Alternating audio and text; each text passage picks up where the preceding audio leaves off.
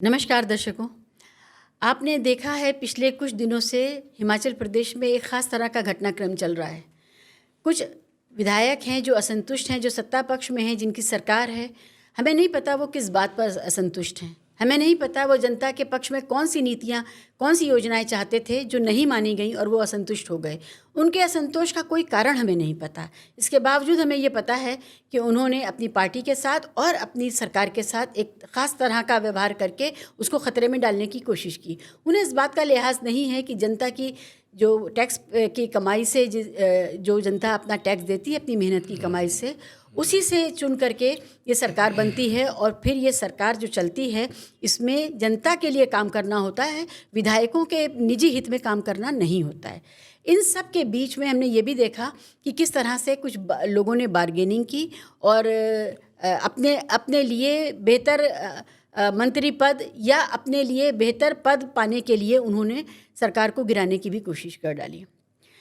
ऐसे में सवाल ये पैदा होता है कि इस तरह के जो विधायक हैं, जो हमारे जनप्रतिनिधि हैं, जिनको हम चुन के भेजते हैं इस विश्वास के साथ में कि वो जनता के लिए काम करेंगे, तो जनता को के बीच से कोई ऐसी आवाज़ क्यों नहीं निकलती जब उनके ये विधायक, जब उनके ये प्रतिनिधि जनता के हित के बजाय अपने हित के लिए असंतुष्ट होकर के पूरी सरकार को डावाडोल कर देते हैं या अपनी नीति और अपनी आइडियोलॉजी दोनों के साथ गद्दारी करके कहीं और जाने लगते हैं।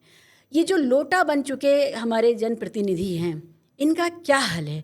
ये हमारे बहुमत का किस तरह से मजाक बना देते हैं और इनको कभी ये नहीं लगता कि इनको जनता के बीच में दोबारा जाना है। ये वही जनता क्या उनसे सवाल नहीं पूछेगी कि आपने हमारे हित के लिए क्यों नहीं कुछ किया? आप अपने हित के लिए, बेहतर मंत्री पद के लिए, कहीं कमिश्नर लगने के लिए, कहीं पर अपने लिए कोई चेयरमैन बनने के लिए, लाल बत्ती के लिए आप सारा संघर्ष करते रहे। तो जो बहुमत है वो हम देते किस लिए हैं? अवाम के का जो बहुमत है वो आखिर में निजी हितों के काम क्यों आता है? इसी विषय पर आज फिर चर्चा करने के लिए हमारे साथ हैं सत्य बहुमत पार्टी के राष्ट्रीय अध्यक्ष सत्यदेव चौधरी साहब। चौधरी साहब, आपका स्वागत है। धन्यवाद। हम लोग लगातार इस बात पर चर्चा तो कर ही रहे हैं और लगातार बहुमत का जो सवाल है वो केंद्र में बना हुआ है। हम देख रहे हैं जनता के द्वारा दिया गया बहुमत, चाहे वो पार्टी के लिए दिया गया हो, चाहे वो व्यक्ति के लिए दिया गया हो, उसको बेच खाने में हमारे प्रतिनिधि 2 मिनट की देरी नहीं करते और अपने हितों के लिए उसका सौदा करने लगते हैं। ऐसे बिकाऊ जानवर, बिकाऊ घोड़े बन चुके या गधे बन चुके जनप्रतिनिधियों का इलाज क्या है? कैसे ये तय हो कि जनप्रतिनिधि जनता के लिए काम करेगा, अपने निजी हित के लिए नहीं करेगा? इस बारे में आपका क्या विचार है? देखिए, नमस्कार बहन जी। ये जो सारी घटनाक्रम जो आप बता रहे हैं ना, ये एक राजनीतिक व्यवस्था के कारण है। ये राजनीतिक व्यवस्था क्या है ये आप समझिए। पहले राजनीतिक व्यवस्था जो अंग्रेज़ों से आज़ादी लेने के बाद में हमने एक राजनीतिक व्यवस्था का आरंभ किया, वो क्या किया? राजनीतिक व्यवस्था तो यही करवाई ना कि हमने लोकतंत्र को स्वीकार किया, चुनाव को स्वीकार किया, निष्पक्ष चुनाव करवाएंगे और एक बहुमत से सरकार बनाएंगे। तो बहुमत से सरकार और सेकुलर बोल के ऐसा कोई धर्म का भेदभाव नहीं करेंगे। तो अब लोकतंत्र भी स्वीकार कर लिया आपने जिसमें लोकतंत्र है नहीं, निष्पक्ष चुनाव की बात कर ली जिसमें निष्पक्ष चुनाव है नहीं, बहुमत की बात कर ली, वो तो बिल्कुल ही बेमानी बहुमत है, जिस बहुमत की कोई व्याख्या ही नहीं है कि जब कौन सा विधायक, कौन सा सांसद कौन से पाले में चला जाएगा, कैसे चला जाएगा, क्यों चला जाएगा, लोगों से उसका कोई सरोकार नहीं है। लोगों से पूछ के वो नहीं जाते हैं, मतदाताओं से उनका कोई मतलब नहीं है। तो जब ये हमने राजनीतिक व्यवस्था ही और हमारे मतदाताओं ने भी, उनके पास पता नहीं क्या मजबूरी है ऐसी, क्यों इस भ्रष्ट राजनीतिक व्यवस्था को स्वीकार किया हुआ है कि जिसके अंदर वो स्वयं उनको वोट देते हैं, उसी राजनीतिक व्यवस्था को स्वीकार किया, उसी को वोट दिया और उन्हीं लोगों को जितवा कर उनकी सरकार बनवाते हैं और फिर थोड़े दिनों के पश्चात उन्हीं का विरोध करना शुरू कर देते हैं। तो इसके अंदर देखिए, इन नेताओं का, चाहे वो दल बदल करने वाले नेता हैं या आलाकमान नेता हैं या पार्टियों के शीर्ष नेता हैं, उनका तो कुछ बिगड़ता नहीं है। जो भी नुकसान है वो सारे से सारा नुकसान लोगों का ही है, जनता का ही है, गरीब जनता का भी।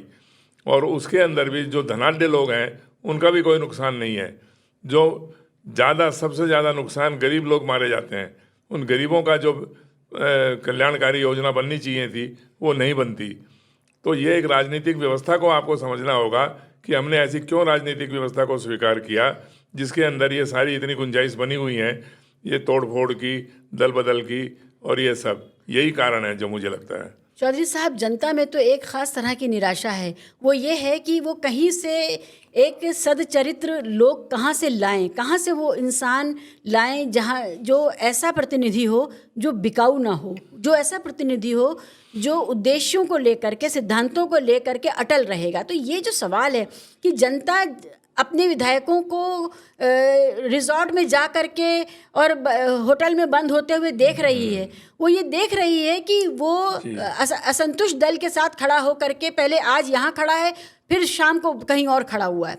लेकिन वो जनता करे क्या? जनता उससे सवाल नहीं कर पाती है, जनता विधायक निवास पर जा कर के बात नहीं कर पाती है।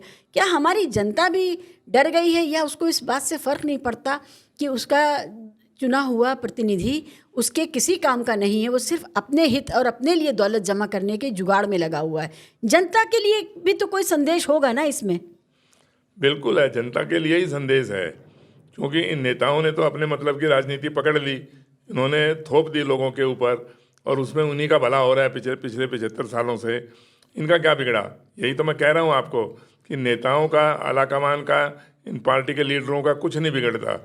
जो नुकसान हो रहा है वो जनता का ही हो रहा है। तो अब लेकिन जनता को ये तो सोचना चाहिए ना भी इसका विकल्प क्या है। इसका विकल्प ढूंढने के लिए जनता थोड़ा सा भी चिंतन मंथन क्यों नहीं करती? कोई उसका विकल्प होता है तो उसका विकल्प के ऊपर बात नहीं करते। आज के दिन तो आप ये भी नहीं कह सकते कि भाई हमारे पास इस भ्रष्ट राजनीतिक व्यवस्था का कोई विकल्प नहीं है या इस बहुमत का विकल्प नहीं है। हमने तो सत्य बहुमत के माध्यम से विकल्प दिया ना, बहुमत का ही तो विकल्प दिया है हमने कि सांसदों या विधायकों के बहुमत से सरकार ना बनाकर मतदाताओं के बहुमत से सरकार बनाइए। फिर उसके बाद में आप मुझे बताइए कि ये दल बदल कैसे हो जाएगा, भ्रष्ट राजनीति कैसे हो जाएगी, टिकटों की खरीद फरोख्त कैसे हो जाएगी, भ्रष्टाचारियों को टिकट कैसे दिए जाएंगे, टिकट कैसे बेच लोगे। तो अब ये तो देखिए, आज के दिन तो मैं यही समझता हूँ कि ज़्यादा जिम्मेवारी इन नेताओं के ऊपर तो जो है सो है ही, इनका तो उत्तरदायित्व जिम्मेवारी है ही, लेकिन उससे भी ज़्यादा जिम्मेवारी हमारे मतदाताओं की है, जो जिम्मेवार और जागरूक मतदाता बनकर इसके ऊपर चिंतन करने की आवश्यकता है। कुल मिलाकर के जब हम इस नतीजे पे पहुँचे 19वीं शताब्दी में या 18वीं शताब्दी में, पूरा विश्व में ये बात आई कि लोकतंत्र सबसे अच्छी व्यवस्था है, क्योंकि वो लोक जनशक्ति के ऊपर निर्भर होती है। उसमें जन्म से कोई तय नहीं होगा कि राजा का बेटा है इसलिए राजा बनेगा, या पुरोहित का बेटा है इसलिए राजा बन जाएगा, इसलिए वो शासक होगा। ऐसे में आज का जो तीसरी दुनिया के देशों में जो लोकतंत्र है, उस लोकतंत्र में जनता के हाथ से निकल चुके हैं प्रतिनिधि उसके। वो जिता के तो भेजते हैं, लेकिन उसको क्या मिलता है? चुनाव जिस दिन होता है उस मतदान की रात में, एक रात पहले अगर उसको धोती दे दी गई या 500 रुपये दे दिए गए या शराब की बोतल दे दी गई, उसके अलावा उस मतदाता को मिलता क्या? और ये भी सबको नहीं मिलता है। तो सवाल ये है कि अगर जनप्रतिनिधि वो अपने जनता के हाथ से ही निकल गया है चुनाव जीतते ही, तो उसको वापस अकाउंटेबल कैसे बनाया जाए, कैसे उसको जवाबदेह बनाया जाए, क्या व्यवस्था होनी चाहिए? किसी भी प्रक्रिया से चुन करके गया हुआ जनप्रतिनिधि जब आगे जा करके सदन में बैठ करके अपनी कीमत वसूलता है, अपने वोट का सौदा करने लगता है, तो हम इस लोकतंत्र में खड़े कहाँ पर हैं चौधरी साहब? ये बहुत ही विकट समस्या है कि ये जनता के हाथ में उसकी बागडोर कैसे बनी रहे। वो तो सिर्फ या तो अगर हम तो निर्दलियों तक का हाल ये देखते हैं कि वो सबसे ऊंची बोली पर बिक रहे हैं। तो सवाल यही है कि जनता के हाथ में बागडोर कैसे बनी रहे, ये कैसे होगा? और इसमें जितनी भी हमारे पास इंस्टीट्यूशंस हैं, संस्थाएं हैं, इलेक्शन कमीशन को हम देखते हैं, उसमें कुछ नहीं कर सकता वो। हम विजिलेंस को देखते हैं कि भाई किसके पास कितनी दौलत है। विपक्ष के पास तो सारी जांच अधिकारी पहुंच रहे हैं, लेकिन बाकी लोगों के पास कोई नहीं पहुंच रहा है। जिन बिजनेस घरानों ने सत्ता पक्ष को चंदा दिया है, उनके पास कोई नहीं पहुंचेगा। जिन्होंने नहीं दिया, चुन चुन के उनके पास पहुंचेंगे। ऐसे में जब सारे संस्थान और हमारे प्रतिनिधि सब एकजुट होकर के सिर्फ और सिर्फ बिकने के लिए तैयार हैं, तो मुझे बहुत हताशा के साथ ये सवाल बार बार मेरे जहन में आता है कि कुछ तो ऐसी व्यवस्था होगी, या जनता सड़कों पर आए। क्या करे जनता? आप एक कॉन्स्टिट्यूंसी को की परवरिश करते हैं, आप उनके बीच में जाते हैं, लोगों के बीच में जाते हैं, उनसे मिलते जुलते हैं, उनकी बातें सुनते हैं, फिर आप उन्हीं को प्रतिनिधि देने के लिए आप आगे जाते हैं, और बाद में सब कुछ खत्म। तो हल क्या है? किसी भी राजनीतिक व्यवस्था के अंदर कितनी तरह की राजनीतिक व्यवस्था हैं, उसके अंदर मैं समझता हूँ कि लोकतंत्र एक सबसे अच्छी राजनीतिक व्यवस्था है, जिसके अंदर चुनाव होते हैं और चुनाव के माध्यम से हम अपने प्रतिनिधि चुनते हैं। तो प्रतिनिधियों को चुनने तक की व्यवस्था तक तो मैं समझता हूँ कि ये राजनीतिक व्यवस्था कुछ मायने में ठीक है। भले ही उसमें कितने भी तरह के दोष हैं, हम अनगिनत दोष गिन सकते हैं, वो जब व्यवस्था ठीक होगी तो वो दोष भी ठीक हो जाएंगे। लेकिन जब प्रतिनिधि चुने गए, उसके बाद आप ये समझिए कि सरकार कैसे बनेगी। सरकार बनाने के ऊपर कोई स्पष्टीकरण, कोई भी इसकी डेफिनेशन, परिभाषा है नहीं। तो सरकार तो देखिए, जब खरीद फरोख्त से ही सरकार बननी है हो और इसी तरीके से भ्रष्ट समझौतों से सरकार बननी है, तो उसका परिणाम तो फिर यही होगा जो आप बोल रहे हैं। तो इसके लिए ही तो मैं बोल रहा हूँ ना कि मतदाताओं के हाथ में, जब मतदाता को हम शक्तिशाली बना देंगे और मतदाता इसका निर्णय लेंगे कि भाई सरकार भी मतदाताओं के बहुमत से बनेगी, तो उसके बाद फिर ये जो जितने भी विधायक हैं, सांसद हैं, इनका सरकार बनाने में इतना प्रभुत्व नहीं होगा, इतना इनका महत्व नहीं होगा। यानी कि प्रतिनिधि के ऊपर, एमएलए एमपी के ऊपर पार्टी विप की जगह जो कॉन्स्टिट्यूएंट हैं उसके, जो उसके मतदाता, उनकी विप लागू हो, उनका जोर चले। ये इसके लिए कोई व्यवस्था हो सकती है? नहीं, देखिए, विप और दल बदल, ये तो मैं समझता हूँ कि अलोकतांत्रिक व्यवस्था है। 40 साल तक तो, आज़ादी के बाद में 40-45 साल तक तो शायद विप और दल बदल कानून थे भी नहीं जी। तो ये विप और दल बदल कानून क्यों बना दिए? हमने अपने प्रतिनिधि चुने हैं, हमने कोई गुलाम थोड़ी चुने अपने लीडरों के।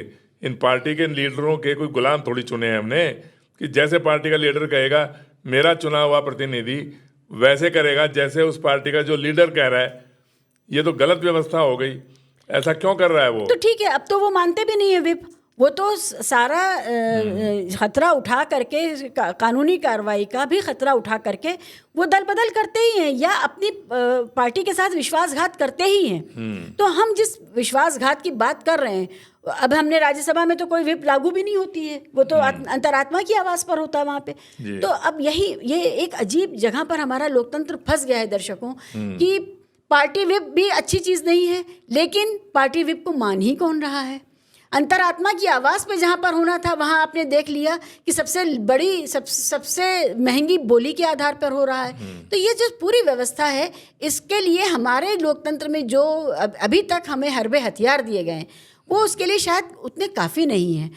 जनता को दोबारा नए सिरे से, और जो प्रबुद्ध वर्ग है जनता के बीच का, उसको नए सिरे से ये तय करना होगा कि जो हिमाचल में हो रहा है या और दीगर जगहों पे हो रहा है वो ना हो। और ये इसके लिए हमें बहुत बुनियादी ग्रास रूट लेवल पर एक मंथन चाहिए जनता के बीच से। जनता इसका हल निकाले कि हमारा प्रतिनिधि अगर अपनी बोली लगवा करके बिक रहा है तो उसको कैसे रोका जाएगा। और जनता ने जब उसको एक विशेष पार्टी के लिए चुना है, तो वो पार्टी भी के साथ भी वो प्रतिनिधि बना रहे और जनता के हितों के साथ भी बना रहे। ये जो बैलेंस है, ये भी बहुत ज़रूरी है। चौधरी साहब, इस बारे में आपका जो सत्य बहुमत पार्टी का जो सिद्धांत है, वो मैं चाहती हूँ कि एक बार आप दोबारा परिपादित कीजिए हमारे दर्शकों के लिए, कि उनको पता चले कि आपके पास कौन सा फॉर्मूला है जिससे आप इसको रोक सकते हैं। एक तो देखिए, इस सारी व्यवस्था के अंदर सारा बीमारी ये है कि बहुमत का फैसला नहीं है। हम बहुमत को परिभाषित क्यों नहीं करते? और चाहे राज्य के अंदर एक विधायक चुना गया या केंद्र के अंदर सांसद चुना गया, चुनने के बाद में तो वो एक पार्टी का नहीं होता है, मैं जहाँ तक समझता हूँ। जो सबसे ज़्यादा वोट पाता है वही चुना जाता है, क्या वो बहुमत नहीं है? हाँ, बिल्कुल है, मैं उससे सहमत हूँ। सांसद या विधायक सबसे ज़्यादा वोट लेके हमने उनको चुना, हमने उनको प्रतिनिधि बनाया, हम उससे उस व्यवस्था तक सहमत हैं। लेकिन सारे प्रतिनिधि बन जाने के बाद फिर सरकार कैसे बहुमत से बनी, आप इसके ऊपर चिंतन करिए। जब सरकार बनेगी गठजोड़ से, गठबंधन से, भ्रष्ट समझौतों से, भ्रष्टाचारियों को टिकट देकर, तो फिर तो ये इसी तरीके की व्यवस्था बननी है। सारी जो व्यवस्था है वो इतनी चालाकी से बनाई गई है ये, कि ये विधायक और सांसदों के चुनाव तक तो शायद ये व्यवस्था ठीक है, लेकिन उसके बाद में जब सरकार का बहुमत बनाने के लिए ये व्यवस्था बिल्कुल भी स्वीकार नहीं करी जा सकती। ये इसके अंदर मतदाताओं को कोई शक्तिशाली नहीं है, मतदाताओं का कोई प्रभाव महत्व भूमिका है ही नहीं। तो इसके ऊपर बात करने की ज़रूरत है। और देखिए, जब एक विधायक या सांसद बन गया, वो तो एक विधायक तो अपने पूरे राज्य का है ना, और सांसद जो है वो पूरे देश का है। वो खाली एक पर्टिकुलर पार्टी का सांसद थोड़ी है। जब उसके निर्णय से उसका कानून जो बनेगा वो पूरे देश के लिए लागू होगा, चाहे वो वहाँ पर उसकी पार्टी जीती है या हारी है, उन्होंने उसको वोट दिया या नहीं दिया, तो फिर तो वो पूरे देश का सांसद बन गया, पूरे राज्य का विधायक बन गया। इस तरीके का व्यापक बात क्यों नहीं करते ये लोग? काश हमारे पास ऐसे प्रतिनिधि होते जो अपने इस कर्तव्य को समझते, जिसकी तरफ इशारा कर रहे हैं चौधरी साहब। और उनका कहना है कि जब आप एक बार चुन के आ गए और आप जब कानून बना रहे हैं तो वो पूरे देश पे लागू होना है, तो आपको इस देश के एक सच्चे प्रतिनिधि के तौर पे काम करना चाहिए, आवाम के हक में काम करना चाहिए। बहरहाल ये बहुत गूढ़ विषय है हमारे लिए, क्योंकि जितने भी अभी तक सिस्टम्स हैं मतदाताओं को मतदान के, उन सब में इसको सबसे बेहतर माना गया था, जिस पर हम चल रहे हैं भारत में। लेकिन बात वही है कि अगर निजी तौर पे कोई बेईमान हो जाए, निजी तौर पे किसी लालच में का शिकार हो जाए या किसी दबाव ब्लैकमेलिंग का शिकार हो जाए, तो उससे मुक्त कैसे कराया जाए। हम नहीं जानते कि वो कौन से हालात हैं, कौन सी मजबूरियां हैं कि एक चुना हुआ विधायक जिसकी अपनी एक इज्जत है, जिसका अपना एक रुतबा और स्थान है हमारे देश में, वो अपने आप को सबके सामने बिकते हुए देखता है और उसके बाद भी वो उस रास्ते पे चलता है। वो क्यों उस रास्ते पे चलता है? क्यों उसे खुद अपनी इज्जत का ख्याल नहीं है? क्यों उसे अपने चरित्र बल पर भरोसा नहीं है? क्यों वो ये नहीं सोचता कि ठीक है, कोई बात नहीं, मेरी विधायकी चली जाए, मेरी सांसदी चली जाए, लेकिन मैं अपनी जनता के नज़रों में नहीं गिरूंगा। वो जनता है, वो हमें दोबारा चुनेगी। ये बहुत सवाल हैं, इसमें नैतिक सवाल भी हैं और इसमें सामाजिक और आर्थिक और सियासी सवाल भी हैं। हम जूझते रहेंगे इन सवालों से जब तक हमारे जनप्रतिनिधि अपनी जिम्मेदारी और अपने किरदार को तय नहीं करते कि वो जनता के हक के लिए काम करेंगे। बहुत बहुत शुक्रिया हमारे साथ बने रहने के लिए। हम फिर मिलेंगे। शुक्रिया दर्शकों। धन्यवाद।